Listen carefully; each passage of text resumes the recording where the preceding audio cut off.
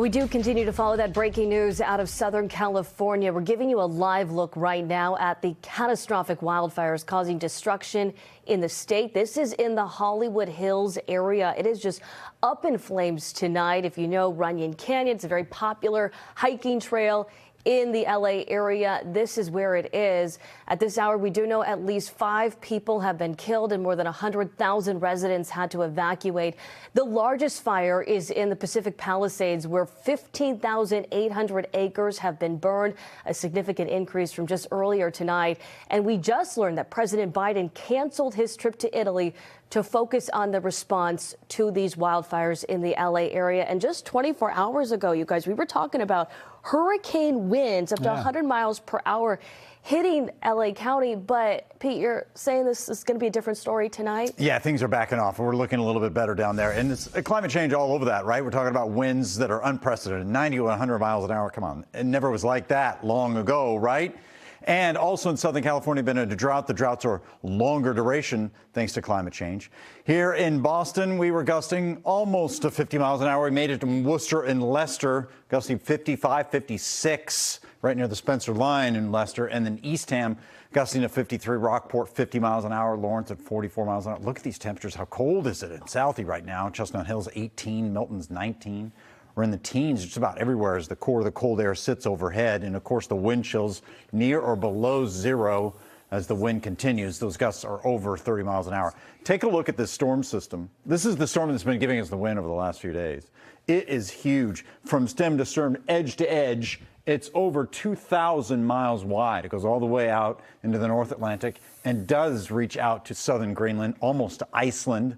If we compare that width with the country here, the United States, it's about as wide as the United States. So if you put that storm right in the middle, it'd take up the entire United States. Incredible. Obviously, you can't get that over land.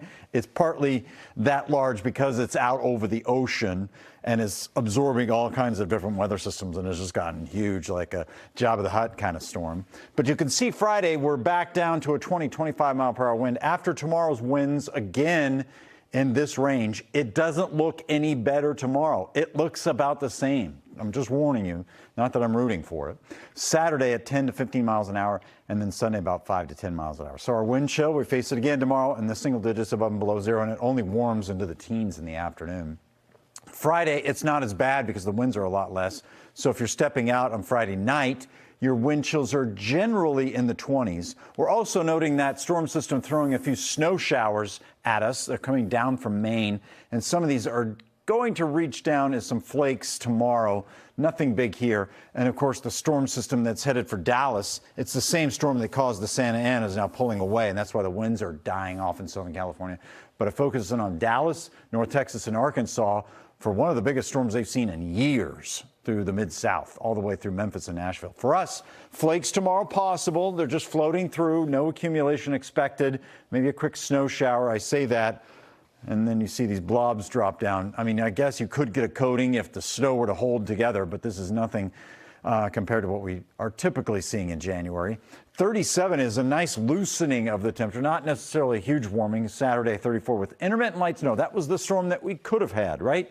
It's to the south, and you can see the guidance isn't all that robust on the snow amounts. It just, you know, a band here, a band there, and I think that's continuous through much of the first part of the day.